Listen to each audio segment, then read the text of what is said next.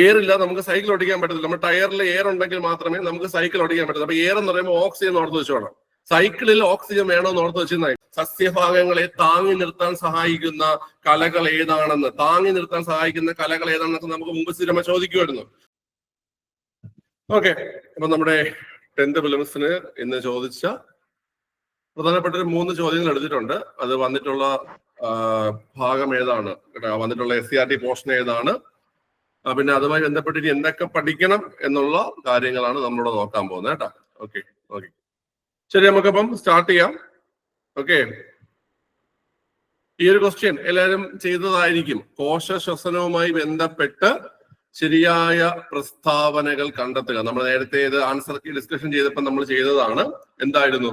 Okay, കോശ ശ്വസനത്തിന്റെ ആദ്യഘട്ടം കോശദ്രവ്യത്തിൽ വെച്ചും 2ാം ഘട്ടം റൈബോസോമിൽ വെച്ച് നടക്കുന്നു.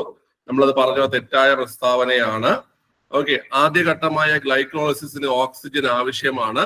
അതും തെറ്റായ പ്രസ്താവനയാണ്. ഗ്ലൈക്കോളിസിസിന്റെ ഫലമായി 28 ATP തന്മാത്രകൾ ഉണ്ടാകുന്നു. അതും തെറ്റായ പ്രസ്താവനയാണ്. ഗ്ലൈക്കോളിസിസിൽ ഗ്ലൂക്കോസ് പൈറുവിക് ആസിഡായി മാറുന്നു. അതായിരുന്നു ശരിയായ പ്രസ്താവന. അതായത് ഓപ്ഷൻ ഡി ആണ് ആൻസർ. ഓക്കെ, അപ്പൊ ഈ ഒരു ചോദ്യം വന്നിരിക്കുന്നത് പുതിയ SCRT നിന്നാണ് കേട്ടോ. പുതിയ SCRT 9ാം ക്ലാസ്സിൽ നിന്നാണ് ആ ഒരു ചോദ്യം വന്നിരിക്കുന്നത്. ഓക്കെ, നമ്മുടെ ശ്വസനം മുതൽ വിസർജനം വരെയുള്ള കാര്യങ്ങൾ പറയുന്ന ഒരു ചാപ്റ്റർ ഉണ്ട്. ആ ഒരു ചാപ്റ്ററിൽ നിന്നാണ് ഈ ഒരു ചോദ്യം വന്നിരിക്കുന്നത്. ഓക്കെ, കണ്ടോ, ഇവിടെ കോശ ശ്വസനം എന്താണെന്ന് പറയുന്നുണ്ട്. കോശ ശ്വസനം എന്താണെന്ന് പറയുന്നുണ്ട്. നോക്കിയോ കുട്ടികളെ, കോശത്തിൽ വെച്ച് ഗ്ലൂക്കോസിനെ ഓക്സിജൻ ഉപയോഗിച്ച് വിഘടിപ്പിച്ച് ഊർജം സ്വതന്ത്രമാക്കുന്ന പ്രക്രിയയെ പറയുന്ന പേരാണ് കോശ ശ്വസനം അല്ലെങ്കിൽ സെൽ റെസ്പിറേഷൻ. ഓക്കെ, നമുക്കറിയാം നമ്മൾ ആഹാരം കഴിക്കുന്നുണ്ട്. നമ്മൾ ആഹാരം കഴിക്കുന്നുണ്ട്. നമ്മൾ കഴിക്കുന്ന ആഹാരം ഗ്ലൂക്കോസായി മാറുന്നുണ്ട്. ഗ്ലൂക്കോസായി മാറിയതിന് ശേഷം എന്ത് ചെയ്യും? ഗ്ലൂക്കോസായി മാറിയതിന് ശേഷം അത് നമ്മുടെ കോശങ്ങളിലേക്ക് എത്തുന്നുണ്ട്. ആ കോശങ്ങളിൽ വെച്ച് ഓക്സിജനുമായി പ്രവർത്തിച്ചിട്ടാണ് എന്ത് ചെയ്തത്? നമുക്ക് ഊർജം ലഭിക്കുന്നത്. അപ്പൊ ആ ഒരു പ്രവർത്തനത്തെയാണ് നമ്മൾ എന്ത് പറയുന്നത്? കോശ ശ്വസനം എന്ന് പറയുന്നത്, അല്ലെ? കോശ ശ്വസനം. ഓക്കെ, ഇവിടെ നോക്കിയാണ് കോശ ശ്വസനത്തിന് 2 ഘട്ടങ്ങളുണ്ട്. അവിടെ പേര് കൊടുത്തിട്ടുണ്ട്. 1ാമത്തെ ഘട്ടത്തിന്റെ പേരാണ് ഗ്ലൈക്കോളിസിസ് എന്നത്. ഗ്ലൈക്കോളിസിസ് എന്നതാണ് 1ാമത്തെ ഘട്ടം. 2ാമത്തെ ഘട്ടത്തിന്റെ പേരാണ് ക്രബ്സ് സൈക്കിൾ. ഓക്കെ, അപ്പൊ ഇത് ബേസ് ചെയ്തിട്ടാണ് ചോദ്യങ്ങൾ എന്ത് ചെയ്തിട്ടുള്ളത്? വന്നിട്ടുള്ളത്. ഇത് ബേസ് ചെയ്തിട്ടാണ് ചോദ്യങ്ങൾ വന്നിട്ടുള്ളത്. ഓക്കെ, അപ്പൊ നമുക്ക് കോശ ശ്വസനത്തിന്റെ 1ാം ഘട്ടമായ ഗ്ലൈക്കോളിസിസ് എന്തൊക്കെ പഠിക്കണമെന്ന് നോക്കാം. ഏറ്റവും ഇമ്പോർട്ടന്റ് ആയിട്ടുള്ള പോയിന്റ് എന്ന് പറഞ്ഞു കഴിഞ്ഞാൽ കോശ ശ്വസനത്തിന്റെ ആദ്യ ഘട്ടം ആണ് 1ാമത്തെ പോയിന്റ്. കോശ ശ്വസനത്തിന്റെ ആദ്യ ഘട്ടമാണ് ഗ്ലൈക്കോളിസിസ്. ഇമ്പോർട്ടന്റ് പോയിന്റ് ആണ്. ഇത് എവിടെ നടക്കുന്നു എന്ന് കേട്ട് കഴിഞ്ഞാല് കോശദ്രവ്യത്തിൽ നടക്കുന്നു. എവിടെ നടക്കുന്നു പിള്ളേരെ? കോശദ്രവ്യത്തിൽ നടക്കുന്നു. ഓക്കെ, അപ്പൊ കോശ ശ്വസനത്തിന്റെ ആദ്യ ഘട്ടമാണ് ഗ്ലൈക്കോളിസിസ്. കോശദ്രവ്യത്തിൽ, അതായത് കോശദ്രവ്യം എന്ന് പറയുമ്പോൾ നമ്മളതിനെ സയന്റിഫിക്കലി പറയുന്ന പേരെന്താ? കോശദ്രവ്യത്തെ സയന്റിഫിക്കലി നമ്മൾ പറയുന്ന പേരെന്താ? പിള്ളേരെ സൈറ്റോപ്ലാസം എന്ന് പറയില്ലേ? സൈറ്റോപ്ലാസം എന്നാണ് നമ്മൾ അതിനെ എന്ത് ചെയ്യുന്നത്? ഈ പറയുന്ന ഈ കോശദ്രവ്യത്തെ പറയുന്നത്. അപ്പൊ ഇവിടെ ഈ ഒരു ഗ്ലൈക്കോളിസിസ് എന്ന പ്രോസസ്സിന് എന്താവശ്യമില്ല? ഓക്സിജന്റെ ആവശ്യമില്ല. ഗ്ലൈക്കോളിസിസ് എന്ന പ്രവർത്തനത്തിന് ഓക്സിജൻ ആവശ്യമില്ല. പക്ഷെ നിങ്ങൾ ഇവിടെ നോക്കി, ക്വസ്റ്റ്യനിൽ നോക്കുകയാണെങ്കിൽ ഓക്സിജൻ ആവശ്യമാണ് എന്നാണ് കൊടുത്തിരിക്കുന്നത് കേട്ടോ. അപ്പൊ അതുകൊണ്ടാണ് അത് തെറ്റായിട്ട് വന്നത്. ഗ്ലൈക്കോളിസിസിന് എന്തിന്റെ ആവശ്യമില്ല പിള്ളേരെ? ഓക്സിജന്റെ ആവശ്യം ഇല്ല. ഓക്കെ, ഗ്ലൈക്കോളിസിസ് സംഭവിക്കുന്ന വെച്ച് കഴിഞ്ഞാല് ഗ്ലൂക്കോസിനെ പൈറുവിക് ആസിഡ് ആക്കി മാറ്റുന്നു. മനസ്സിലായില്ലേ? ആ ഒരു പ്രോസസ് നടക്കുന്ന സമയത്ത് ഗ്ലൂക്കോസിനെ എന്താക്കി മാറ്റും? പൈറുവിക് ആസിഡ് ആക്കി മാറ്റും. ആ സമയത്ത് 2 ATP തന്മാത്രകൾ ലഭ്യമാകുന്നു. 2 ATP തന്മാത്രകൾ ലഭ്യമാകുന്നു. ഓക്കെ, മനസ്സിലായ? ഈ ATP നമ്മൾ പഠിക്കുന്നുണ്ട്, അല്ലെ? നമ്മുടെ ശരീരത്തിലെ കോശങ്ങളിൽ നിന്നും ഊർജം പുറത്തേക്ക് വരുന്നത് ATPയുടെ രൂപത്തിലാണ് എന്നുള്ള കാര്യം നമുക്കറിയാം. ATPയുടെ രൂപത്തിലാണെന്ന് നമുക്കറിയാം. അതുകൊണ്ട് തന്നെ നമ്മളെ ശരീരത്തിന്റെ എനർജി കറൻസി എന്നറിയപ്പെടുന്നത്, അല്ലെ? എനർജി കറൻസി എന്നറിയപ്പെടുന്നത്, നമ്മുടെ ശരീരത്തിന്റെ എനർജി കറൻസി എന്നറിയപ്പെടുന്നത് എന്തിനെയാണ്? എനർജി കറൻസി എന്നറിയപ്പെടുന്നത് എന്തിനെയാണ്? ഈ പറയുന്ന ATP ആണ്. ഓക്കെ, ATPയുടെ പൂർണ്ണരൂപം എന്താണ്? ATPയുടെ പൂർണ്ണരൂപം എന്താണ് വളരെ? ATPയുടെ പൂർണ്ണരൂപം അഡിനോസിൻ ട്രൈഫോസ്ഫേറ്റ് എന്നാണ്. അഡിനോസിൻ ട്രൈഫോസ്ഫേറ്റ് എന്നാണ് ATPയുടെ പൂർണ്ണരൂപം. ഓക്കെ, അപ്പൊ നിങ്ങൾക്ക് ഗ്ലൈക്കോളിസിസ് മനസ്സിലായി. കോശ ശ്വസനത്തിന്റെ ആദ്യ ഘട്ടമാണ് ഗ്ലൈക്കോളിസിസ്. കോശദ്രവ്യത്തിൽ നടക്കുന്നു. ഓക്സിജൻ ആവശ്യമില്ല. ഗ്ലൂക്കോസിനെ പൈറുവിക് ആസിഡായി മാറ്റുന്നു. 2 ATP തന്മാത്രകൾ ലഭ്യമാകുന്നു. ഓക്കെ, അടുത്ത നമ്മൾ പഠിക്കാനുള്ളത് വെച്ചാൽ ക്രെബ്സ് സൈക്കിൾ ആണല്ലേ. ക്രെബ്സ് സൈക്കിൾ നോക്കിയേ. ക്രെബ്സ് സൈക്കിൾ എന്ന് വെച്ച് കഴിഞ്ഞാല് കോശ ശ്വസനത്തിന്റെ 2ാം ഘട്ടത്തെയാണ് നമ്മൾ എന്ത് പറയുന്നത്? ക്രെബ്സ് സൈക്കിൾ എന്ന് പറയുന്നത്. അപ്പൊ 2ാം ഘട്ടത്തെയാണ് ക്രെബ്സ് സൈക്കിൾ എന്ന് പറയുന്നത്. ഈ ക്രെബ്സ് സൈക്കിൾ നടക്കുന്നത് മൈറ്റോകോൺട്രിയയിലാണ് കേട്ടോ. മൈറ്റോകോൺട്രിയയിൽ നടക്കുന്നു. ഓക്കെ, അപ്പൊ അതുകൊണ്ടാണ് നമുക്ക് 1ാമത്തെ സ്റ്റേറ്റ്മെന്റ് തെറ്റായി മാറിയത് അല്ലെ. 1ാമത്തെ സ്റ്റേറ്റ്മെന്റ് നോക്കി റൈബോസോമിൽ നടക്കുന്നു എന്നാണ് നമ്മൾ പറഞ്ഞത്. റൈബോസോമിൽ നടക്കുന്നത് പറഞ്ഞത് കൊണ്ടാണ് അത് തെറ്റായി മാറിയത്. ഓക്കെ, 2ാം ഘട്ടമായ ക്രെബ്സ് സൈക്കിൾ നടക്കുന്നത് മൈറ്റോകോൺട്രിയയിലാണ് നടക്കുന്നത്. ഓക്കെ, ഇവിടെ ഓക്സിജൻ ആവശ്യമാണ്. ക്രെബ്സ് സൈക്കിളില് ഓക്സിജൻ ആവശ്യമാണ്. മനസ്സിലായ? ക്രെബ്സ് സൈക്കിളില് ഓക്സിജൻ ആവശ്യമാണ്. ഓക്കെ, അത് ഓർത്തിരിക്കുന്ന ഐഡിയ ആണ് ഞാൻ പറയുന്നത്. നമുക്ക് സൈക്കിൾ എന്ന് കേൾക്കുമ്പോഴ് നമ്മള് വായു അടിച്ച് ടയർ, അതായത് എയർ ഇല്ലാതെ നമുക്ക് സൈക്കിൾ ഓടിക്കാൻ പറ്റുമോ?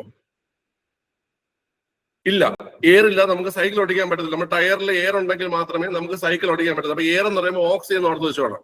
സൈക്കിളിൽ ഓക്സിജൻ വേണമെന്ന് ഓർത്ത് വെച്ചിരുന്നായി. ക്രെബ്സ് സൈക്കിളിൽ ഓക്സിജൻ വേണം. മാറിപ്പോതിരിക്കാനുള്ള കണക്ഷനാണ് കേട്ടാ. സൈക്കിളിൽ ഓക്സിജൻ വേണമെന്ന് ഓർത്ത് വെച്ചിരുന്നായി. ക്രെബ്സ് സൈക്കിളിൽ ഓക്സിജൻ ആവശ്യമാണ്. ഓക്കെ, ക്ലിയർ ആണല്ലോ. ഇനി അടുത്ത് ഇവിടെ നമ്മൾ നേരത്തെ പറഞ്ഞു ഗ്ലൈക്കോളിസിസില് ഗ്ലൂക്കോസ് എന്തായി മാറി നോക്കി. ഗ്ലൂക്കോസ് പൈറുവിക് ആസിഡായി മാറി അല്ലേ. പൈറുവിക് ആസിഡായി മാറി. ഈ പൈറുവിക് ആസിഡ് അങ്ങനെ ഇരിക്കണം. ആ പൈറുവിക് ആസിഡ് കാർബൺ ഡൈ ഓക്സൈഡും ജലവുമായി മാറും. മനസ്സിലായ? അതായത് ക്രെബ്സ് സൈക്കിളില് പൈറുവിക് ആസിഡ് എന്തായി മാറും? കാർബൺ ഡൈ ഓക്സൈഡും ജലവുമായി മാറും. ആ സമയത്ത് നോക്കിയടാ 28 ATP തന്മാത്രകൾ ലഭ്യമാകുന്നു. ഓക്കെ, അപ്പൊ നിങ്ങൾക്ക് ഇപ്പൊ മനസ്സിലായി കാണും എന്തുകൊണ്ടാണ് നമ്മുടെ കോശത്തിന്റെ പവർ ഹൗസ് എന്ന് നമ്മൾ മൈറ്റോകോൺട്രിയനെ വിളിക്കുന്നത്. നിങ്ങൾക്ക് മനസ്സിലായി കാണും അല്ലേ? കാരണം 28 ATP തന്മാത്രകൾ അല്ലെങ്കിൽ 28 ഊർജ തന്മാത്രകൾ പുറത്തു വരുന്നത് എവിടെ നിന്നാണ്? മൈറ്റോകോൺട്രിയയിൽ നിന്നാണ് പുറത്തു വരുന്നത് അല്ലെ. മൈറ്റോകോൺട്രിയയിൽ നിന്നാണ് പുറത്തു വരുന്നത്. ഓക്കെ, മനസ്സിലായ? അപ്പം ഈ 2 കാര്യങ്ങളും വളരെ ഇമ്പോർട്ടന്റ് ആണ്. നമ്മൾ മൈറ്റോകോൺട്രിയയായിട്ട് ബന്ധപ്പെട്ട് നിങ്ങൾ വേറെയും കാര്യങ്ങളൊന്നും ആർത്തിരിക്കണം. അതായത് നമ്മളെ ശരീരത്തിന്റെ ഏതൊക്കെ പ്രധാനപ്പെട്ട ഭാഗങ്ങളിലെ കോശങ്ങളിലാണ് മൈറ്റോകോൺട്രിയ കൂടുതലായി കാണപ്പെടുന്നത്? നമ്മളത് പഠിച്ചിട്ടുണ്ട്. നമ്മുടെ ബ്രെയിൻ അല്ലേ, ബ്രെയിനില്, അതായത് മസ്തിഷ്കം, പിന്നെ എവിടെയുണ്ട്? പേശികൾ, പിന്നെ കരള്. മസ്തിഷ്കം, പേശികൾ, കരൾ എന്നീ ഭാഗങ്ങളില് മൈറ്റോകോൺട്രിയൻ കൂടുതലാണ്. ഓക്കെ, അപ്പൊ നിങ്ങൾക്ക് കോശ ശ്വസനം, സെൽ റെസ്പിറേഷൻ എന്താണെന്ന് മനസ്സിലായി. കോശത്തിൽ വെച്ച് ഗ്ലൂക്കോസിനെ ഓക്സിജൻ ഉപയോഗിച്ച് വിഘടിപ്പിച്ച് ഊർജം സ്വതന്ത്രമാക്കുന്ന പ്രക്രിയയെ പറയുന്ന പേരാണ് കോശ ശ്വസനം അല്ലെങ്കിൽ സെൽ റെസ്പിറേഷൻ. ഓക്കെ, അപ്പൊ നമ്മൾ പറഞ്ഞു ഇതിന് 2 ഘട്ടങ്ങളുണ്ട്. 1ാമത്തെ ഘട്ടത്തിന്റെ പേര് ഗ്ലൈക്കോളിസിസ് എന്നാണ്. കോശദ്രവ്യത്തിൽ വെച്ച് നടക്കുന്നു. ഓക്സിജൻ ആവശ്യമില്ല. ഗ്ലൂക്കോസിനെ പൈറുവിക് ആസിഡാക്കി മാറ്റുന്നു. 2 ATP തന്മാത്രകൾ പുറത്തു വരുന്നു. ഈ ATP ആണ് നമ്മൾ കോശത്തിന്റെ എനർജി കറൻസി എന്നറിയപ്പെടുന്നത് അല്ലെ. കോശത്തിന്റെ എനർജി കറൻസി അല്ലെങ്കിൽ കോശത്തിന്റെ ഊർജ്ജ നാണയം എന്നൊക്കെ നമ്മൾ ATP തന്മാത്രയെ പറയും. ഓക്കെ, പിന്നെ നമ്മൾ പറഞ്ഞത് ക്രെബ്സ് സൈക്കിളിനെ കുറിച്ചാണ് അല്ലെങ്കിൽ ക്രെബ്സ് പരിവൃത്തിയെ കുറിച്ചാണ്. 2ാം ഘട്ടമാണ്. മൈറ്റോകോൺട്രിയയിൽ നടക്കുന്നു. ഓക്സിജൻ ആവശ്യമാണ്. പൈറുവിക് ആസിഡ് കാർബൺ ഡൈ ഓക്സൈഡും ജലവുമായി മാറുന്നു. 28 ATP തന്മാത്രകൾ ലഭ്യമാവുന്നു. ഈ കാർബൺ ഡൈ ഓക്സൈഡ് ആണ് പിന്നീട് നമ്മൾ നിശ്വാസത്തിലൂടെ എന്ത് ചെയ്യുന്നത്? പുറത്തുവിടുന്നത് കേട്ടോ. മനസ്സിലായ? ഈ രൂപം കൊള്ളുന്ന കാർബൺ ഡൈ ഓക്സൈഡിനെയാണ് നമ്മൾ എന്ത് ചെയ്യുന്നത്? നിശ്വാസത്തിലൂടെ പുറത്തേക്ക് വിടുന്നത്. ആ കാർബൺ ഡൈ ഓക്സൈഡ് എങ്ങനെയാണ് പുറത്തേക്ക് പോകുന്നത് നമുക്ക് ഈ ചാപ്റ്റർ തന്നെ പഠിക്കാനുണ്ട്. മനസ്സിലായോ? അതായത് നമ്മൾ ഇത് പഠിച്ച് കഴിഞ്ഞിട്ട് നമുക്ക് അടുത്ത ദിവസങ്ങളിൽ അതും പഠിച്ചു വെക്കണം. കാർബൺ ഡൈ ഓക്സൈഡ് എങ്ങനെയാണ് പുറത്തേക്ക് പോകുന്നത് എന്നുള്ളത്. മനസ്സിലായോ? അപ്പൊ ഇപ്പൊ ഈ സ്ക്രീനിൽ കാണുന്ന എല്ലാ കാര്യങ്ങളും നിങ്ങൾക്ക് മനസ്സിലായല്ലോ? എല്ലാ പോയിന്റും മനസ്സിലായല്ലോ? നിങ്ങൾക്ക് മനസ്സിലായി? സെറ്റാണ്. ഓക്കെ, നമുക്ക് അപ്പൊ അടുത്ത ക്വസ്റ്റ്യനിലേക്ക് പോവാം. ഓക്കെ, നിങ്ങൾ വായിച്ചു നോക്കി. ഞാൻ പെട്ടെന്ന് പറഞ്ഞു പോകും.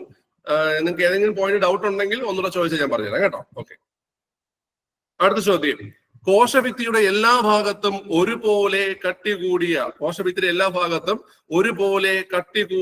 തരം കോശങ്ങൾ ചേർന്ന കല ഏതെന്നാണ് ചോദ്യം. ഓക്കെ, ഏതാണ് നമ്മൾ അതിന്റെ ആൻസർ സ്ക്ലീറൻ കൈമയാണ് അല്ലെ. സ്ക്ലീറൻ കൈമ.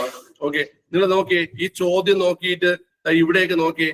ഈ സെയിം സാധനം ഇവിടെ കോശഭിത്തിയുടെ എല്ലാ ഭാഗത്തും ഒരുപോലെ കട്ടി കൂടിയ തരം കോശങ്ങൾ ചേർന്നത്. മനസ്സിലായി? ഇവിടെ നിന്നിട്ട് അതുപോലെ ഇട്ടിരിക്കുക ചോദ്യം. മനസ്സിലായ? ഓക്കെ. അപ്പൊ നമുക്കിവിടെ നോക്കാം എന്തൊക്കെയാണ് ഇവിടെ പഠിക്കാനുള്ളത്. ഇത് പുതിയ SCERT അല്ല, പഴയ SCERT തന്നെയാണ് കേട്ടാ. 8ാം ക്ലാസ്സിലാണ് ഇത് പറയുന്നത്. ഓക്കെ. നോക്കിയാണ്ട പാരൻ കൈമയെ കുറിച്ച് പറയുന്നുണ്ട്. പാരൻ കൈമ. അതിനു മുമ്പ് നിങ്ങൾ എന്താണ് ഈ കല എന്ന് മനസ്സിലാക്കണം. കല എന്താണ്? കല എന്താണ്? കലയെ നമ്മൾ ടിഷ്യൂ എന്നൊക്കെ പറയും. എന്താണ് കല അല്ലെങ്കിൽ ടിഷ്യൂ എന്ന് പറഞ്ഞു കഴിഞ്ഞാല്? വളരെ സിമ്പിൾ ആണ്. കല അല്ലെങ്കിൽ ടിഷ്യൂ എന്ന് പറഞ്ഞു കഴിഞ്ഞാൽ കോശങ്ങളുടെ കൂട്ടത്തെയാണ്, അല്ലേ? കോശങ്ങളുടെ കൂട്ടത്തെയാണ് കല അല്ലെങ്കിൽ ടിഷ്യൂ എന്ന് പറയുന്നത്. ഓക്കെ. കോശത്തെ കുറിച്ചുള്ള പഠനം സൈറ്റോളജി ആണെങ്കിൽ കലകളെ കുറിച്ചുള്ള പഠനത്തെ നമ്മൾ എന്താ പറയുന്നേ? കോശത്തെ കുറിച്ചുള്ള പഠനം സൈറ്റോളജി, കലകളെ കുറിച്ചുള്ള പഠനം ഹിസ്റ്റോളജിയാണ് കേട്ടോ. ഹിസ്റ്റോളജി എന്നാണ് കലകളെ കുറിച്ചുള്ള പഠനത്തെ പറയുന്നത്. കോശത്തെ കുറിച്ചുള്ള പഠനം സൈറ്റോളജിയാണ് കേട്ടോ. സൈറ്റോളജിയാണ് കോശത്തെ കുറിച്ചുള്ള പഠനം, സൈറ്റോളജി. ഓക്കെ, ശരി. അപ്പൊ നമുക്ക് ഇതിലേക്ക് വരാം. അപ്പൊ ഈ പറഞ്ഞിരിക്കുന്നത് സസ്യകലകളെ കുറിച്ചാണ് കേട്ടോ. നമുക്കിപ്പം ജന്തുകലകളുണ്ട്, ജന്തുകലകളും പഠിക്കാറുണ്ട്. അത് നമുക്ക് ഡിസ്കസ് ചെയ്യണം. ഈ ചാപ്റ്ററിൽ പറയുന്നുണ്ട്. ഓക്കെ. ജന്തുകലകൾ എന്ന് പറയുമ്പോൾ നമുക്കറിയാം നമ്മുടെ connective tissue, epithelial tissue, muscle tissue. അപ്പൊ അങ്ങനത്തെ പലതരം ടിഷ്യൂസ് നമുക്ക് പഠിക്കാറുണ്ട്. മനസ്സിലായ? ഓക്കെ. ഇത് സസ്യകലകളാണ്. സസ്യകലകൾ നോക്കി ആദ്യം പറയുന്നത് പാരൻ കൈമയെ കുറിച്ചാണ്. ഏറ്റവും ലഘുഘടനയുള്ള കോശങ്ങൾ ചേർന്നതാണ് പാരൻ കൈമ. ഏറ്റവും ലഘുഘടനയുള്ള, പഠിച്ചോണം, ഏറ്റവും ലഘുഘടനയുള്ള കോശങ്ങൾ ചേർന്നതാണ് പാരൻ കൈമ. ഓക്കെ. അടുത്ത് മൃദുവായ സസ്യഭാഗങ്ങളിൽ കാണപ്പെടുന്നു. മൃദുവായ സസ്യഭാഗങ്ങളിലാണ് എന്ത് കാണപ്പെടുന്നത്? പാരൻ കൈമ കാണപ്പെടുന്നത്. മൃദുവായ സസ്യഭാഗങ്ങളിലാണ് പാരൻ കൈമ കാണപ്പെടുന്നത്. പ്രകാശ സംശ്ലേഷണത്തിനും ആഹാര സംഭരണത്തിനും സഹായിക്കുന്നു. ഓക്കെ. അപ്പൊ 3 പോയിന്റാണ് പാരൻ കൈമയെ കുറിച്ച് പഠിക്കാനുള്ളത്. ഓർത്തിരിക്കുക, ഇമ്പോർട്ടന്റ് ആണ്. ഏറ്റവും ലഘുഘടനയുള്ള കോശങ്ങൾ ചേർന്നതാണ് പാരൻ കൈമ. മൃദുവായ സസ്യഭാഗങ്ങളിലാണ് പാരൻ കൈമ കാണപ്പെടുന്നത്. പ്രകാശ സംശ്ലേഷണത്തിനും ആഹാര സംഭരണത്തിനുമാണ് ആര് സഹായിക്കുന്നത്? പാരൻ കൈമ സഹായിക്കുന്നത്. ഓക്കെ. രണ്ടാമത്തത് കോളൻ കൈമയാണ്. ശ്രദ്ധിച്ചു കേട്ടോളെ, കോളൻ കൈമയെ കുറിച്ച് എന്താണ് പറയുന്നതെന്ന്. കോശഭിത്തിയുടെ മൂലകളിൽ മാത്രം കട്ടി കൂടിയ തരം കോശങ്ങൾ ചേർന്നതാണ് കോളൻ കൈമ. കോശഭിത്തിയുടെ മൂലകളിൽ മാത്രം, കോശഭിത്തിയുടെ മൂലകളിൽ മാത്രം കട്ടി കൂടിയ തരം കോശങ്ങൾ ചേർന്നതാണ് കോളൻ കൈമ. ഈ കോളൻ കൈമയാണ് സസ്യഭാഗങ്ങൾക്ക് വഴക്കവും താങ്ങും നൽകുന്നത്. നമ്മളത് പണ്ട് ഇതൊക്കെ ചോദിക്കുമായിരുന്നു. സസ്യഭാഗങ്ങളെ താങ്ങി നിർത്താൻ സഹായിക്കുന്ന കലകൾ ഏതാണെന്ന്, താങ്ങി നിർത്താൻ സഹായിക്കുന്ന കലകൾ ഏതാണെന്നൊക്കെ നമുക്ക് മുമ്പ് സ്ഥിരമായി ചോദിക്കുമായിരുന്നു. അത് കോളൻ കൈമയാണുള്ളത്. കോളൻ കൈമയാണ് കേട്ടോ. ഓക്കെ, മനസ്സിലായല്ലോ? ഓക്കെ, അത് മനസ്സിലായി. അപ്പൊ നോക്കിക്കോ കുട്ടികളെ, കോശഭിത്തിയുടെ മൂലകളിൽ മാത്രം കട്ടി കൂടിയ തരം കോശങ്ങൾ ചേർന്നതാണ് കോളൻ കൈമ. സസ്യഭാഗങ്ങൾക്ക് വഴക്കവും താങ്ങും നൽകുന്നു. അടുത്തത് മൂന്നാമതായിട്ടുള്ളത് സ്ക്ലീറൻ കൈമയാണ്. സ്ക്ലീറൻ കൈമയിൽ നിന്നാണ് നമുക്ക് ചോദ്യം വന്നിരിക്കുന്നത്. നോക്കിയടാ, കോശഭിത്തിയുടെ എല്ലാ ഭാഗത്തും ഒരുപോലെ കട്ടി കൂടിയ തരം കോശങ്ങൾ ചേർന്നതാണ് സ്ക്ലീറൻ കൈമ. ഓക്കെ. നമ്മൾ നേരത്തെ കോളൻ കൈമ പറഞ്ഞപ്പോൾ കോശഭിത്തിയുടെ മൂലകളിൽ മാത്രമാണ് എന്ന് നമ്മൾ പറഞ്ഞു, അല്ലെ? മൂലകളിൽ മാത്രമാണ് കോളൻ കൈമയില് കട്ടി കൂടിയ തരം കോശങ്ങളുള്ളത്. സ്ക്ലീറൻ കൈമയില് കോശഭിത്തിയുടെ എല്ലാ ഭാഗത്തും ഒരുപോലെ കട്ടി കൂടിയ തരം കോശങ്ങളാണ് ഉള്ളത്. ഓക്കെ. ഇവ സസ്യഭാഗങ്ങൾക്ക് താങ്ങും ബലവും നൽകുന്നു. ശ്രദ്ധിച്ചില്ലെങ്കിൽ പണി കിട്ടും. വഴക്കവും താങ്ങും എന്ന് ചോദിക്കുകയാണെങ്കിൽ കോളൻ കൈമയാണ്. താങ്ങും ബലവും എന്ന് ചോദിക്കുകയാണെങ്കിൽ സ്ക്ലീറൻ കൈമയാണ്. ഒരു വാക്കിൽ തന്നെ നമ്മളെ വേണമെങ്കിൽ PSCക്ക് പറ്റിക്കാം കേട്ടാ. വഴക്കവും താങ്ങും എന്ന് ചോദിക്കുകയാണെങ്കിൽ കോളൻ കൈമ കേട്ടാ. താങ്ങും ബലവും എന്ന് ചോദിക്കുകയാണെങ്കിൽ സ്ക്ലീറൻ കൈമ. നമ്മൾ വഴക്ക് കൂടുമ്പോഴല്ലേ കോളനിലൊക്കെ പിടിച്ചെടുക്കുന്നേ, അല്ലേ? കൂട്ടുകാർ തമ്മിൽ വഴക്ക കൂടുമ്പോ കോളനിൽ പിടിച്ചല്ലേ ഷോണിക്കുന്നത്. ഒന്നും ചെയ്യില്ല, എന്നെ കൊല്ലോടാന്ന് പറഞ്ഞു പിടിക്കത്തില്ലേ? നിങ്ങൾക്ക് ഗേൾസ് കോളറിൽ പിടിച്ചില്ലെങ്കിലും ക്ലാസ്സിലൊക്കെ പഠിക്കുന്ന സമയത്ത് പയ്യന്മാര് തമ്മിൽ അടികൂടുമ്പോ നിങ്ങൾ കണ്ടിട്ടില്ലേ കോളറൊക്കെ പിടിക്കുന്നത്? അതോ അടിയും വഴക്കൊന്നുമില്ലാത്ത സ്കൂളിലാണോ നിങ്ങൾ പഠിച്ചത്?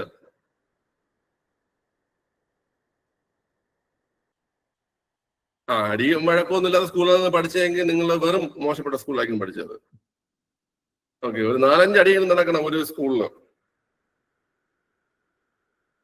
ഓക്കെ, ശരി പിള്ളേർ, അപ്പൊ അത്രയും മനസ്സിലായല്ലോ നിങ്ങൾക്ക്? ഓക്കെ, ക്ലിയർ ആണ്, ഓർത്തിരുന്നോളെ. ശരി, അപ്പൊ ഇത് ഇത്രേ ഉള്ളൂ, നോക്കിക്കോണം കേട്ടോ. നമുക്കിനി ജന്തുകലകൾ റിവിഷൻ എടുക്കണം, ജന്തുകലകള് റിവിഷൻ എടുക്കണം. ഓക്കെ, ഇപ്പൊ ഞാൻ ഈ ക്വസ്റ്റ്യൻ വന്ന പോർഷൻ മാത്രമേ പറഞ്ഞു പോകുന്നുള്ളൂ കേട്ടോ. ഓക്കെ, 3ാമത് ക്വസ്റ്റ്യൻ ഇതും കൂടെ ഉള്ളൂ. ഇതിനകം നമുക്ക് ഡിസ്കസ് ചെയ്തിട്ട് നമുക്ക് വൈൻഡ് അപ്പ് ചെയ്യാം. നാളെ നമുക്ക് മറ്റേ ഈ പ്ലാസന്റയുടെ ചോദ്യമൊക്കെ വന്നില്ലേ, അതും പുതിയ SCRT എന്നാണ്. ആ ഒരു ചോദ്യം വന്ന ഭാഗവും കൂടെ നമുക്ക് നാളെ സയൻസിൽ നിന്ന് നോക്കാണ്ട്, പിന്നെ മറ്റേ വൃക്കയുടെ റീനൽ ആർട്ടറിയുടെ ചോദ്യം വന്ന ഭാഗം അതും കൂടെ നോക്കാണ്ട്, അതൊക്കെ നമുക്ക് നാളെ നോക്കാം. ബാക്കിയുള്ള പോർഷൻസ് നിങ്ങൾക്ക് റിവിഷൻ ആയിട്ട് കിട്ടും. ഓക്കെ, നമുക്ക് ഒരാഴ്ച കൊണ്ട് തന്നെ, ഇപ്പൊ ഞാൻ 12-ാം തീയതി പറഞ്ഞെങ്കിലും ഒരാഴ്ച കൊണ്ട് തന്നെ ചോദ്യം വന്ന ഭാഗങ്ങളെല്ലാം നമുക്ക് കവർ ചെയ്ത റിവിഷൻ എടുക്കാം. ഓക്കെ, ബാക്കി നമുക്ക് എക്സ്ട്രാ നോക്കേണ്ട പോർഷൻസ് നമുക്ക് അടുത്ത ആഴ്ചയോടെ നമുക്ക് നോക്കി കംപ്ലീറ്റ് ചെയ്യണം. ഓക്കെ, ശരി. അപ്പോൾ നോക്കിയോ, ന്യൂക്ലിയസ് ഇല്ലാത്ത ഏകകോശ ജീവികൾ ഉൾപ്പെടുന്ന വിഭാഗം ഏതാണ്? ന്യൂക്ലിയസ് ഇല്ലാത്ത ഏകകോശ ജീവികൾ ഉൾപ്പെടുന്ന വിഭാഗം താഴെ കിടപ്പുണ്ട്. മൊനീറയാണ് ആൻസർ, മൊനീറ. Okay, Monera. ഇത് നമ്മുടെ 8ാം ക്ലാസ്സിൽ തന്നെയുള്ള വർഗീകരണത്തെ കുറിച്ച് പറയുന്ന ഒരു ചാപ്റ്റർ ഉണ്ട്. 8ാം ക്ലാസ്സിലെ വർഗീകരണത്തെ കുറിച്ച് പറയുന്ന ഒരു ചാപ്റ്റർ ഉണ്ട്. ആ ചാപ്റ്ററിൽ നിന്നുള്ള എടുത്തിട്ടുള്ള ക്വസ്റ്റ്യൻ ആണിത്. മനസ്സിലായോ? തരംതിരിക്കുന്നത് എന്തിന് എന്നാണ് ചാപ്റ്ററിന്റെ പേര്. തരംതിരിക്കുന്നത് എന്തിനെന്നുള്ള ചാപ്റ്ററിന്റെ പേരുണ്ട്, അതിൽ നിന്ന് എടുത്തിട്ടുള്ള ചോദ്യമാണിത്. ഓക്കെ, നോക്കേ, ഇങ്ങനെയാണ് ഇവിടെ പറയുന്നത്. മുൻപ് നിലവിലുണ്ടായിരുന്ന 2 കിങ്ഡം വർഗീകരണ രീതി അനുസരിച്ച് ജീവജാലങ്ങളെ പ്ലാന്റ്, സസ്യലോകത്തെ പ്ലാന്റ് എന്നും ജന്തുലോകത്തെ അനിമേലിയ എന്നും 2 വിഭാഗങ്ങളായി തരംതിരിച്ചിട്ടുണ്ടായിരുന്നു. അതായത് പണ്ട് നമ്മള് ജീവജാലങ്ങളെ മൊത്തത്തിൽ 2ആയിട്ടാണ് തരംതിരിച്ചിരുന്നത്, അല്ലേടാ? 2ആയിട്ട്. ഒന്ന് ജീവജാലങ്ങളെ 2ആയിട്ട് തരംതിരിച്ചിട്ട് സസ്യങ്ങളെ പ്ലാന്റ് എന്നും ജന്തുക്കളെ അനിമേലിയ എന്നും 2ആയി തരംതിരിച്ചിരുന്നു. എന്നാൽ ജീവലോകത്തെ വൈവിധ്യത്തെ കുറിച്ച് പിന്നീട് നേടിയ അറിവുകളുടെ വെളിച്ചത്തിൽ റോബർട്ട് എച്ച് വിറ്റാക്കർ, രാജ്യം അമേരിക്ക, റോബർട്ട് എച്ച് വിറ്റാക്കർ എന്ന അമേരിക്കൻ ശാസ്ത്രജ്ഞൻ ജീവികളെ 5 കിങ്ഡങ്ങളായി തരംതിരിക്കുന്നു. 5 കിങ്ഡം ക്ലാസിഫിക്കേഷൻ കൊണ്ടുവന്നത് ഈ ഇരിക്കുന്ന വ്യക്തിയാണ്, റോബർട്ട് എച്ച് വിറ്റാക്കർ. അമേരിക്കക്കാരനാണ്. അദ്ദേഹത്തിന്റെ കാലഘട്ടം കൂടെ കൊടുത്തിട്ടുണ്ട്, ജസ്റ്റ് ഒന്ന് നോക്കി വെച്ചു. ചിലപ്പോ ചോദിച്ചാലോ, 1920, 1980, 60 വയസ്സേ ആള് ജീവിച്ചിട്ടുള്ളൂ അല്ലേ? ഓക്കെ, 60 വയസ്സൊക്കെ ധാരാളം. നിങ്ങൾക്കൊക്കെ എത്ര വയസ്സ് വരെ ജീവിച്ചിരിക്കുന്ന ആഗ്രഹം? എത്ര വയസ്സ് വരെ? കൃഷ്ണചന്ദ്രൻ എത്ര വയസ്സ് വരെ ജീവിച്ചിരിക്കണം? 70. 70 എന്തൊരു കണക്ക്?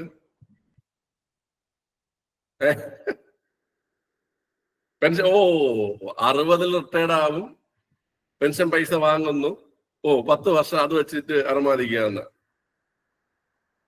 പെൻഷൻ വാങ്ങാൻ നമ്മളൊക്കെ ഉണ്ടെങ്കിൽ ഭാഗ്യം, മനസ്സിലായ? ഓക്കെ, അതുകൊണ്ട് പെൻഷനൊക്കെ കൂട്ടിയിട്ട് കിട്ടണ പൈസ അങ്ങ് എൻജോയ് ചെയ്താൽ കൊള്ളാം. ലാസ്റ്റ് പെൻഷൻ വാങ്ങിച്ചിട്ട് ഞാൻ എൻജോയ് ചെയ്ത് പറഞ്ഞിട്ട് ഇരുന്ന് കഴിഞ്ഞാൽ അത് വാങ്ങിച്ച് ആശുപത്രി കൊടുക്കാനേ കാണത്തുള്ളൂ. ഓക്കെ, അടിച്ചു പൊളിച്ചൊക്കെ ജീവിക്കുക കേട്ടാ.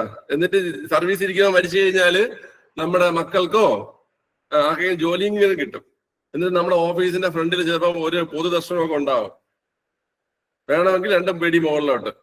ഓക്കെ, കിട്ടിയ ഭാഗ്യം. ശരി, അപ്പൊ പിള്ളേരെ ഓക്കെ, അപ്പൊ അതാണ് 5 കിങ്ഡം ക്ലാസിഫിക്കേഷൻ. 5 കിങ്ഡം ക്ലാസിഫിക്കേഷൻ ആവിഷ്കരിച്ചത് ആരാണ്? റോബർട്ട് എച്ച് വിറ്റാക്കർ ആണ് 5 കിങ്ഡം ക്ലാസിഫിക്കേഷൻ ആവിഷ്കരിച്ചത് കേട്ടോ. ശരി, ഇനി നോക്കിയോ, ആ 5 കിങ്ഡം ക്ലാസിഫിക്കേഷൻ ശ്രദ്ധിച്ചോണം. എന്തൊക്കെയാണെന്ന് കേട്ട് കഴിഞ്ഞാൽ പിള്ളേരെ Monera, Protista, Fungi, Plantae, Animalia. Monera, Protista, Fungi, Plantae, Animalia. Okay, ഇതൊക്കെ ഞാൻ നിങ്ങൾക്ക് LDക്ക് ഞാൻ പഠിപ്പിച്ചു തന്നിട്ടുണ്ട്. നിങ്ങൾക്ക് ഓർമ്മയുണ്ടാണ് ഇതൊക്കെ? LDയിലുണ്ടായിരുന്ന ആൾക്കാരുണ്ടല്ലോ. ഇതാണ് ഞാൻ എന്ത് പറയുന്നത്, നിങ്ങൾ റിവിഷൻ ചെയ്യുക. നമ്മുടെ ക്ലാസ് നോട്ട് നിങ്ങൾ നന്നായിട്ട് റിവിഷൻ ചെയ്ത. എന്തിന് ഞാൻ കോശ ശ്വസനം പഠിപ്പിച്ചിട്ടുണ്ട്, സെൽ റെസ്പിറേഷൻ പഠിപ്പിച്ചിട്ടില്ലേ നിങ്ങൾക്ക്? പഠിപ്പിച്ചിട്ടുണ്ട്. ഞാൻ നിങ്ങളുടെ അതല്ലേ അന്ന് ഇന്നും പറയണം. നിങ്ങൾ ക്ലാസ് നോട്ട് ഒരു പരീക്ഷ വേണ സമയത്ത് ഞാൻ പഠിപ്പിച്ച ക്ലാസ് നോട്ട് നിങ്ങൾ എടുത്ത് റിവിഷൻ ചെയ്യും. ഞാൻ കോൺഫിഡന്റ് ആണ്, ഞാൻ പഠിപ്പിച്ച ക്ലാസ് നോട്ട് എടുത്ത് റിവിഷൻ ചെയ്യും നിങ്ങൾ. ഓക്കെ, നിങ്ങൾക്ക് ഉപയോഗപ്പെടും. ഓക്കെ, ക്ലിയർ ആണല്ലോ? ശരി. അപ്പൊ പറഞ്ഞത് മൊനീറയെ കുറിച്ചാണ്. മൊനീറ എന്ന് പറഞ്ഞു കഴിഞ്ഞാൽ പിള്ളേർ ഇതായിരുന്നു ചോദ്യം. ന്യൂക്ലിയസ് ഇല്ലാത്ത ഏകകോശ ജീവികൾ ഉൾപ്പെടുന്നതാണ് മൊനീറ എന്ന് പറയുന്നത്. ന്യൂക്ലിയസ് ഇല്ലാത്ത ഏകകോശ ജീവികളാണ് മൊനീറ എന്ന് പറയുന്നത്. ഉദാഹരണം ബാക്ടീരിയ. ഓക്കെ, നമ്മൾക്കറിയാം ബാക്ടീരിയ എന്ന് പറഞ്ഞു കഴിഞ്ഞാല് യു ക്യാരിയോട്ട് ആണോ പ്രോ ക്യാരിയോട്ട് ആണോ? ബാക്ടീരിയ എന്ന് പറഞ്ഞാൽ പ്രോ ക്യാരിയോട്ട് ആണ് അല്ലെ? വളരെ പ്രോ ക്യാരിയോട്ട് ആണ്. ഈ പ്രോ ക്യാരിയോട്ടും യു ക്യാരിയോട്ടും തമ്മിലുള്ള വ്യത്യാസം നമ്മൾ പഠിച്ചിട്ടുണ്ട്. ന്യൂക്ലിയസ് ഉണ്ടെങ്കിൽ ഉണ്ടെങ്കിൽ യു ക്യാരിയോട്ട്, ഇല്ലെങ്കിൽ പ്രോ ക്യാരിയോട്ട്, മനസ്സിലായ? അത് പഠിച്ചോണം. കോശത്തിനുള്ളിൽ ന്യൂക്ലിയസ് ഉണ്ടെങ്കിൽ യു ക്യാരിയോട്ടും, ഇല്ലെങ്കിൽ പ്രോ ക്യാരിയോട്ടുമാണ്. ഇല്ലെങ്കിൽ പ്രോ ക്യാരിയോട്ടും. നമുക്കറിയാം ബാക്ടീരിയ പ്രോ ക്യാരിയോട്ട് ആണ് എന്നുള്ള കാര്യം നമ്മൾ പഠിക്കുന്നുണ്ട്. ഓക്കെ, അപ്പൊ ന്യൂക്ലിയസ് ഇല്ലാത്ത ഏകകോശ ജീവികളാണ് മൊനീറ എന്ന് പറയുന്ന ക്ലാസിഫിക്കേഷനിൽ വരുന്നത്. ഓക്കെ, അതിന് ഉദാഹരണം ബാക്ടീരിയയാണ്. പ്രൊട്ടിസ്റ്റ എന്ന ക്ലാസിഫിക്കേഷനിൽ വരുന്നത് ന്യൂക്ലിയസോട് കൂടിയ ഏകകോശ ജീവികളെയാണ്. ന്യൂക്ലിയസ് ഉള്ള ഏകകോശ ജീവികളാണ് പ്രൊട്ടിസ്റ്റയിൽ വരുന്നത്. പ്രൊട്ടിസ്റ്റ. ഓക്കെ, അതായത് ന്യൂക്ലിയസിനെ പ്രൊട്ടക്ട് ചെയ്തിട്ടുണ്ടെന്ന് ഓർത്ത് വെച്ചാൽ മതി. പ്രൊട്ടിസ്റ്റയിൽ ന്യൂക്ലിയസിനെ പ്രൊട്ടക്ട് ചെയ്തിട്ടുണ്ട്. മനസ്സിലായ? ന്യൂക്ലിയസിനെ പ്രൊട്ടക്ട് ചെയ്തിട്ടുള്ളത് പ്രൊട്ടിസ്റ്റ, ന്യൂക്ലിയസിനെ പ്രൊട്ടക്ട് ചെയ്തിട്ടുള്ളത് പ്രൊട്ടിസ്റ്റ. ഓക്കെ, പ്രൊട്ടിസ്റ്റയാണ്. അതിന് ഉദാഹരണം അമീബയാണ്. നമ്മൾ പഠിച്ചിട്ടുണ്ട് അമീബ എന്താണ്? യു ക്യാരിയോട്ട് ആണോ പ്രോ ക്യാരിയോട്ട് ആണോ? ന്യൂക്ലിയസ് ഉള്ളത് യു ക്യാരിയോട്ട് അല്ലടാ. അപ്പൊ അമീബ എന്താണ്? അമീബ യു ക്യാരിയോട്ട് ആണ്. ഓക്കെ, അപ്പൊ അത് മനസ്സിലായി. അടുത്ത് ശ്രദ്ധിച്ച് കേട്ടോ, മൂന്നാമത്തെ ക്ലാസിഫിക്കേഷൻ ആണ് ഫഞ്ചൈ. ഫഞ്ചൈ എന്താ നോക്കിയടാ? സഞ്ചരിക്കാൻ കഴിവില്ലാത്ത പരപോഷികളായ ഏകകോശ ജീവികളും ബഹുകോശ ജീവികളും ഉൾപ്പെടുന്ന ക്ലാസിഫിക്കേഷൻ ആണ് ഫഞ്ചൈ. നമ്മൾ പഠിച്ചിട്ടുണ്ട് കുമിള് എന്ന് പറയുന്നത് ഒരു സസ്യമല്ല. കുമിള് സസ്യമാണാടേ? കുമിള് സസ്യമല്ല. അത് പൂപ്പൽ വിഭാഗത്തിൽപ്പെട്ടൊരു ജീവിയാണ് അല്ലേ? പൂപ്പൽ വിഭാഗത്തിൽപ്പെട്ടൊരു ജീവിയാണ് ഇത് കുമിളെന്ന് പറയുന്നത്. മനസ്സിലായ? അപ്പൊ ഈ ഫഞ്ചൈ എന്ന ക്ലാസിഫിക്കേഷനിൽ വരുന്നത് കുമിളിന് സഞ്ചരിക്കാൻ പറ്റുമോ? കുമിള് സഞ്ചരിക്കാൻ പറ്റുമോ? ഇല്ല, കുമിള് സഞ്ചരിക്കാൻ പറ്റില്ല. അപ്പൊ സഞ്ചരിക്കാൻ കഴിവില്ലാത്ത പരപോഷികളായ, പരപോഷി എന്ന് വെച്ചാൽ എന്താണ്? പരപോഷി എന്ന് വെച്ചാൽ എന്താണ്ടാ? മറ്റുള്ളവരെ ആശ്രയിച്ച് ജീവിക്കുന്നവരാണ് പരപോഷികൾ. സ്വന്തമായി ആഹാരം നിർമ്മിക്കാൻ കഴിവില്ലാത്ത ജീവികളെയാണ് എന്ത് പറയുന്നത്? പരപോഷികൾ എന്ന് പറയുന്നത്. പരപോഷികൾ എന്ന് വെച്ചാൽ സ്വന്തമായി ആഹാരം നിർമ്മിക്കാൻ കഴിവില്ലാത്ത ജീവികളാണ്.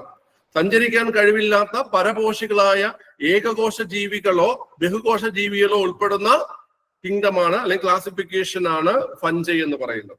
ഓക്കെ, ഇനി അങ്ങോട്ട് രണ്ടും പഠിക്കാൻ വളരെ എളുപ്പമാണ്. ഈ മൂന്നെണ്ണം ഒന്ന് ഓർത്ത് വെച്ചാൽ ബാക്കി നമുക്ക് പേര് വെച്ച് പഠിക്കാം. ഓക്കെ, പ്ലാന്റ് എന്ന പേരൊക്കെ തന്നെ നമുക്ക് അറിയാം, സസ്യമാണ് അല്ലേ? സസ്യം എന്ന് വെച്ച് കഴിഞ്ഞാൽ എങ്ങനെയാണ്ടാ? സ്വപോഷിയാണ്. സസ്യങ്ങൾ സ്വന്തമായി ആഹാരം നിർമ്മിക്കുന്നു.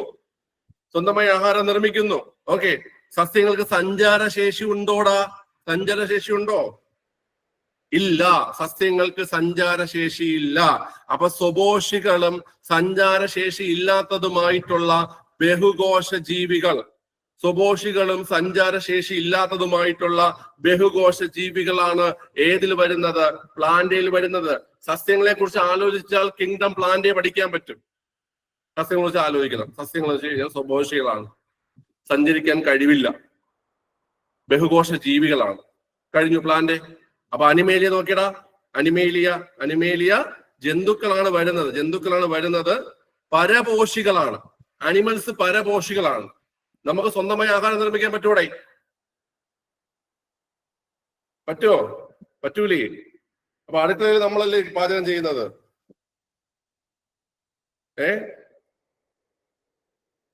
അത് നിങ്ങൾ ആലോചിച്ചിട്ടുണ്ടോ? അടുക്കളയിൽ നമ്മളല്ലേ പാചകം ചെയ്യുന്നത്. നിങ്ങള് പാചകം ചെയ്യില്ലെന്നും പറഞ്ഞുകൊണ്ട് നിങ്ങളെ മനുഷ്യര് പാചകം ചെയ്യത്തില്ലേ? നീയൊക്കെ അടുക്കളയിൽ കയറോ ഇല്ലെന്നല്ല ചോദിച്ചത്. ഓക്കെ, ഈ ഞാൻ വരെ അടുക്കളയിൽ കയറി പാചകം ചെയ്യാറില്ല, സമയമില്ലാത്തതുകൊണ്ട്. ഓക്കെ, ഞാൻ വരെ അടുക്കളയിൽ കയറി എന്ന് പറഞ്ഞപ്പോ അവിടെ ഇരുന്ന് വൈഫ് ഇങ്ങനെ ചെറിയുന്നുണ്ട്. Okay, okay. എടാ, ഈ സ്വന്തമായി ആഹാരം പാകം ചെയ്യുക എന്ന് പറഞ്ഞു കഴിഞ്ഞാൽ ഉദ്ദേശിക്കുന്നത് നമ്മുടെ ശരീരത്തില് സ്വന്തമായി ആഹാരം പാചകം ചെയ്ത് ഉണ്ടാക്കാൻ പറ്റുമോ? ഇല്ല. നമ്മുടെ സസ്യങ്ങൾ എന്താ ചെയ്യുന്നേ? സസ്യങ്ങള് ഫോട്ടോസിന്തസിസിലൂടെ സ്വന്തമായി ശരീരത്തിൽ ആഹാരം നിർമ്മിക്കുന്നുണ്ട് അല്ലേ? ഓക്കെ, അതുകൊണ്ടാണ് സസ്യങ്ങൾ സ്വപോഷികളും നമ്മൾ പരപോഷികളുമായത്. ഓക്കെ, നമുക്ക് സഞ്ചാരശേഷി ഉണ്ടാടേ? സഞ്ചാരശേഷി ഉണ്ടാ? നമുക്ക് സഞ്ചരിക്കാനുള്ള കഴിവുണ്ട്. അപ്പൊ പരപോഷികളും സഞ്ചാരശേഷി ഉള്ളവയുമായ ബഹുകോശ ജീവികളാണ് ഏതിൽ വരുന്നത്? കിങ്ഡം അനിമേലിയയിൽ വരുന്നത്. ഓക്കെ, പരപോഷികളും സഞ്ചാരശേഷിയുള്ളവയുമായ ബഹുകോശ ജീവികളാണ് കിങ്ഡം അനിമേലിയയിൽ വരുന്നത്. കിങ്ഡം അനിമേലിയയിൽ വരുന്നത് മനസ്സിലായോ? മനസ്സിലായി? പ്ലാന്റേയും അനിമേലിയൊക്കെ പഠിക്കാൻ വളരെ എളുപ്പമാണ്. കണ്ട, നമ്മളൊന്ന് ആലോചിച്ച് നോക്കിയത് പ്ലാന്റ്സ് എങ്ങനെയാണ്, അനിമൽസ് എങ്ങനെയാണെന്ന്. ഈ മൂന്നെണ്ണം മാറാതെന്ന് ഓർത്ത് വെച്ചോണേ. മൊനീറ എങ്ങനെയാണ്? മൊനീറ എന്ന് വെച്ച് കഴിഞ്ഞാല് ന്യൂക്ലിയസ് ഇല്ലാത്ത ഏകകോശ ജീവികളാണ്, അതായത് പ്രോകാരിയോട്സ് ആണ്. ബാക്ടീരിയ എക്സാമ്പിൾ ആണ്. ഓക്കെ, പ്രൊട്ടിസ്റ്റയില് ന്യൂക്ലിയസിനെ പ്രൊട്ടക്ട് ചെയ്തിട്ടുണ്ട്. അതായത് പ്രൊട്ടക്ട് എന്ന് വെച്ചാൽ ന്യൂക്ലിയസ് ഉണ്ട്, ന്യൂക്ലിയസോട് കൂടിയ ഏകകോശ ജീവികളാണ്. Example amoeba. കേട്ടാ, അമീബ. ഓക്കെ, ക്ലിയർ ആണ്. അതായത് ന്യൂക്ലിയസ് ഉണ്ടെന്ന് വെച്ചാൽ ഉദ്ദേശിക്കുന്നത് യൂകാരിയോട്സ് ആണ് കേട്ടോ. പിന്നെ നമ്മൾ ഫഞ്ചൈ പറഞ്ഞു. ഫഞ്ചൈ എന്ന് പറഞ്ഞു കഴിഞ്ഞാല് സഞ്ചരിക്കാൻ കഴിവില്ല, പരപോഷികളാണ്, ഏകകോശ ജീവികൾ അല്ലെങ്കിൽ ബഹുകോശ ജീവികളാണ് എന്തെന്ന് പറയുന്നത്, ഫഞ്ചൈ എന്ന് പറയുന്നത്. ഉദാഹരണം കുമിള്. ഈ വെജിറ്റേറിയൻ ആയിട്ടുള്ള ആൾക്കാർ കുമിള് തിന്നുകയാണെങ്കിൽ അത് വെജിറ്റേറിയൻ ഫുഡ് ആണോ? ആണോ? നിങ്ങൾ നോക്കി, ഇവിടെ തന്നെ നോക്കി, ഏകകോശ ബഹുകോശ ജീവികളാണ്. കുമിള ജീവിയാണ്. ആണോ? അതെങ്ങനെയാണത്? ഓ, പിന്നെ നിങ്ങൾക്ക് ഇഷ്ടമുള്ള അനുസരിച്ച്. അപ്പൊ നാളെ നിങ്ങൾ മറ്റേ ഇത് ആടിനെ നിങ്ങൾ വെജിറ്റേറിയൻ ആക്കുമല്ലോ, മട്ടൻ തിന്നിട്ട്. മുട്ട വെജിറ്റേറിയൻ ആണോ? മുട്ട വെജിറ്റേറിയൻ ആണോ അതോ ഇത് നോൺ വെജ് ആണോ? സത്യം പറഞ്ഞാൽ അത് ഇപ്പോഴും തർക്കം നടക്കുന്ന വിഷയമാണ്. അതായത് അത് വെജിറ്റേറിയൻ ആണോ നോൺ വെജിറ്റേറിയൻ ആണോ എന്നുള്ള കാര്യത്തില് തർക്കം നടക്കുന്നുണ്ട്, മുട്ടയുടെ കാര്യത്തിൽ. ഓക്കെ, ക്ലിയർ ആണല്ലോ? ശരി, അപ്പം ഇത് ഇത്രയും മനസ്സിലായല്ലോ? ഈ ഒരു പോർഷൻ മനസ്സിലായല്ലോ? ഓക്കെ, ഇനി ഇതുമായിട്ട് ബന്ധപ്പെട്ടതാ ഈ ഒരു കാര്യം കൂടെ പഠിച്ചിട്ട് നമുക്ക് വൈൻഡപ്പ് ചെയ്യാമേ. ഇത് നിങ്ങൾക്ക് മുമ്പ് ചോദ്യം വന്നിട്ടുള്ള ആ ഒരു ചാപ്റ്ററിൽ തന്നെ പറയുന്ന പ്രധാനപ്പെട്ട ഒരു കാര്യമാണ്. ഓക്കെ, ഇത് ഇമ്പോർട്ടന്റ് ആണ്. ഇതൊന്ന് നോക്കിയിട്ട് നമുക്ക് വൈൻഡപ്പ് ചെയ്യാം. ഓക്കെ, ശരി. വളരെ നോക്കിക്കോണേ. കുറച്ച് ശാസ്ത്രജ്ഞരെ കുറിച്ച് പറയുന്നുണ്ട്. ആദ്യം പറയുന്നത് അരിസ്റ്റോട്ടിലിനെ കുറിച്ചാണ്. അരിസ്റ്റോട്ടിൽ രാജ്യം ഗ്രീസാണ്. ഞാൻ നിങ്ങൾക്ക് പറഞ്ഞിട്ടുണ്ട് ഇദ്ദേഹത്തെ കുറിച്ചുള്ള കാര്യങ്ങൾ. ഇദ്ദേഹം ജീവശാസ്ത്രത്തിന്റെ പിതാവാണ്, ഫാദർ ഓഫ് ബയോളജിയാണ്. ഫാദർ ഓഫ് ബയോളജി മാത്രമല്ല, ഫാദർ ഓഫ് സുവോളജി, ജന്തുശാസ്ത്രത്തിന്റെ പിതാവ്. ഫാദർ ഓഫ് സുവോളജി, അതായത് ജന്തുശാസ്ത്രത്തിന്റെ പിതാവും അരിസ്റ്റോട്ടിലാണ്. ഓക്കെ, ഫാദർ ഓഫ് ഓർണിത്തോളജി, പക്ഷിശാസ്ത്രത്തിന്റെ പിതാവും അരിസ്റ്റോട്ടിലാണ്. ഫാദർ ഓഫ് ഓർണിത്തോളജി, പക്ഷിശാസ്ത്രത്തിന്റെ പിതാവും അരിസ്റ്റോട്ടിലാണ്. നമ്മൾ ഇന്നാണ് വർക്കൗട്ട് ചെയ്ത് പഠിച്ചു. പൊളിറ്റിക്കൽ സയൻസ്, രാഷ്ട്രതന്ത്ര ശാസ്ത്രത്തിന്റെയും പിതാവ് അരിസ്റ്റോട്ടിലാണ്. ഓക്കെ, അത് ഓർത്തോണം കേട്ടോ. ഞാൻ കൂടുതൽ അദ്ദേഹത്തെ കുറിച്ച് പറയുന്നില്ല. ഇവിടെ നിങ്ങൾ നോക്കിക്കോണം. അരിസ്റ്റോട്ടിൽ, ഗ്രീസ് ആണ് രാജ്യം. കാലഘട്ടം നോക്കിയേ, BC 384 322 കാലഘട്ടം. ജസ്റ്റ് ഈ കാലഘട്ടം ഒന്ന് ഓർത്ത് വെച്ചോണേ പിള്ളേരെ, ചിലപ്പോ കയറി ചോദിച്ചാലേ കേട്ടോ. 384 322. ഇവിടെ ഏറ്റവും ഇമ്പോർട്ടന്റ് ആയിട്ടുള്ള പോയിന്റ് ഇതാണ്: ജീവികളെ ചുവന്ന രക്തമുള്ളവയെന്നും അല്ലാത്തവയെന്നും തരംതിരിച്ചു. അപ്പൊ രണ്ട് പ്രധാനപ്പെട്ട പോയിന്റ് ഇവിടെ പറയുന്നുണ്ട് അരിസ്റ്റോട്ടലിനെ കുറിച്ച്. ജീവശാസ്ത്രത്തിന്റെ പിതാവാണ് അദ്ദേഹം എന്ന് പറയുന്നുണ്ട്. ജീവികളെ എങ്ങനെ തരംതിരിക്കുന്നു? ചുവന്ന രക്തമുള്ളവയെന്നും അല്ലാത്തവയെന്നും തരംതിരിക്കുന്നു. ജീവികളെ ചുവന്ന രക്തമുള്ളവയെന്നും അല്ലാത്തവയെന്നും തരംതിരിക്കുന്നു. ഇമ്പോർട്ടന്റ് പോയിന്റ്സ് ആണ്. അടുത്തത് രണ്ടാമതായി പറയുന്നത് തിയോഫ്രാസ്റ്റസിനെ കുറിച്ചാണ്. രാജ്യം ഗ്രീസ് ആണ്. ഇദ്ദേഹമാണ് സസ്യശാസ്ത്രത്തിന്റെ പിതാവ്. സസ്യശാസ്ത്രം എന്ന് പറയുമ്പോൾ എന്താ വരുന്നേ? എന്താണ് സസ്യശാസ്ത്രത്തിന്റെ നമ്മൾ ഇംഗ്ലീഷിൽ എന്താ പറയുന്നേ? വളരെ ബോട്ടണി അല്ലേ? ബോട്ടണി, സസ്യശാസ്ത്രം അല്ലെങ്കിൽ ബോട്ടണി. ഫാദർ ഓഫ് ബോട്ടണിയാണ് തിയോഫ്രാസ്റ്റസ്. രാജ്യം ഏത് തന്നെയാണ്? ഗ്രീസ്. അപ്പൊ അരിസ്റ്റോട്ടിൽ ആയാലും തിയോഫ്രാസ്റ്റസ് ആയാലും രാജ്യം ഏത് തന്നെയാണ്?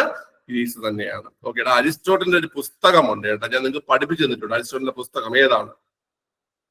അരിസ്റ്റോട്ടിലിന്റെ ഒരു പ്രധാനപ്പെട്ട പുസ്തകം നമ്മൾ പഠിച്ചിട്ടുണ്ട്. ഏതാണ്? ഹിസ്റ്റോറിയ അനിമേലിയ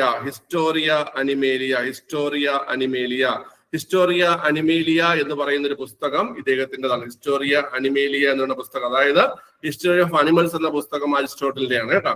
ഹിസ്റ്റോറിയ അനിമേലിയ എന്ന പുസ്തകം അരിസ്റ്റോട്ടിലിന്റെയാണ്. ഓക്കെ, അപ്പം സസ്യശാസ്ത്രത്തിന്റെ പിതാവ് തിയോഫ്രാസ്റ്റസ് ആണ്. ഫാദർ ഓഫ് ബോട്ടണി തിയോഫ്രാസ്റ്റസ് ആണ്. സസ്യങ്ങളെ ഏകവർഷി, ദ്വിവർഷി, ബഹുവർഷി എന്ന് തരംതിരിച്ചു. സസ്യങ്ങളെ എങ്ങനെ തരംതിരിച്ചു? ഏകവർഷി, ദ്വിവർഷി, ബഹുവർഷി എന്നിങ്ങനെ തരംതിരിച്ചു. അതായത് 1 വർഷം കാലയളവുള്ളത്, 2 വർഷം കാലയളവുള്ളത്, ധാരാളം വർഷം കാലയളവുള്ളത്, അങ്ങനെ ഏകവർഷി, ദ്വിവർഷി, ബഹുവർഷി എന്ന് തരംതിരിച്ചത് തിയോഫ്രാസ്റ്റസ് ആണ്. ഓക്കെ, ക്ലിയർ ആണല്ലോ. അപ്പൊ നമുക്കതിനെ ഇംഗ്ലീഷിൽ പറയുകയാണെങ്കിൽ ഏകവർഷികളെ നമ്മൾ ആനുവൽസ് എന്ന് പറയും കേട്ടോ, ആനുവൽസ് എന്ന് പറയും. ദ്വിവർഷികളെ നമ്മൾ ബൈനിയൽസ് എന്ന് പറയും, ബൈനിയൽസ് എന്ന് പറയും. ബഹുവർഷികളെ നമ്മൾ പെരിനിയൽസ് എന്ന് പറയും കേട്ടോ. ജസ്റ്റ് ഒന്ന് ഓർത്തിരുന്നാൽ മതി കേട്ടോ, പറഞ്ഞു. ഇദ്ദേഹത്തിന്റെ ഒരു പുസ്തകമുണ്ട്. ഇദ്ദേഹത്തിന്റെ പുസ്തകമാണ് ഹിസ്റ്റോറിയ പ്ലാന്റേറം. ഹിസ്റ്റോറിയ പ്ലാന്റേറം എന്ന പുസ്തകം എഴുതിയത് ആരാണ്? ഹിസ്റ്റോറിയ പ്ലാന്റേറം എന്ന പുസ്തകം എഴുതിയത് തിയോഫ്രാസ്റ്റസ് ആണ് കേട്ടോ. ഹിസ്റ്റോറിയ പ്ലാന്റേറം എന്ന പുസ്തകം എഴുതിയത് ആരാണ്? തിയോഫ്രാസ്റ്റസ് ആണ്. ഓക്കെ, അടുത്ത് 3-ാമത്തെ ആള് ചരകനാണ്. ചരകൻ, രാജ്യം ഇന്ത്യയാണ്. നമുക്കറിയാം ഫാദർ ഓഫ് ആയുർവേദ, ആയുർവേദത്തിന്റെ പിതാവാണ് ചരകൻ അല്ലെ. ആയുർവേദത്തിന്റെ പിതാവാണ് ചരകൻ. ശ്രദ്ധിച്ചോ, 200ഓളം സസ്യ ജന്തു ജാലങ്ങളെ ഉൾപ്പെടുത്തി ചരക സംഹിത എന്ന ഗ്രന്ഥം രചിച്ചു. ഓക്കെ, ചരക സംഹിത എന്ന ഗ്രന്ഥം രചിച്ചു. ഇദ്ദേഹം AD 1-ാം നൂറ്റാണ്ടിൽ ജീവിച്ചിരുന്ന വ്യക്തിയാണ്. AD 1-ാം നൂറ്റാണ്ടിൽ. ഓക്കെ, ഇവിടെ ഈ തിയോഫ്രാസ്റ്റസിന്റെ കാലഘട്ടം 371, 287 ആണ്. 371, 281 അതായത് 287 നമ്മുടെ അരിസ്റ്റോട്ടലിന്റെ കാലഘട്ടത്തിൽ തന്നെയാണ് അദ്ദേഹം ജീവിച്ചിരുന്നത്. പക്ഷെ അരിസ്റ്റോട്ടില് ഇദ്ദേഹത്തിനേക്കാൾ ശേഷം ജനിക്കുകയും ഇദ്ദേഹത്തെക്കാൾ മുമ്പ് അന്തരിക്കുകയും ചെയ്തു. നോക്കിയേ, ഇദ്ദേഹം ആരാ അങ്ങനെയല്ലേ, അതല്ലേ? അതെയുണ്ട്. ഓക്കെ, ഇദ്ദേഹം അതായത് ഇദ്ദേഹം BC 371 തിയോഫ്രാസ്റ്റസ് ജനിക്കുന്നത്. ഇദ്ദേഹം BC 384 ഓക്കെ, ക്ലിയർ ആണല്ലോ. പക്ഷെ ഇദ്ദേഹം 322 മരിച്ചു. BC ആകുമ്പോൾ പുറകിലോട്ടാണ് വരുന്നത്. BC പുറകിലോട്ടാണ് വരുന്നത്. 322 മരിച്ചു.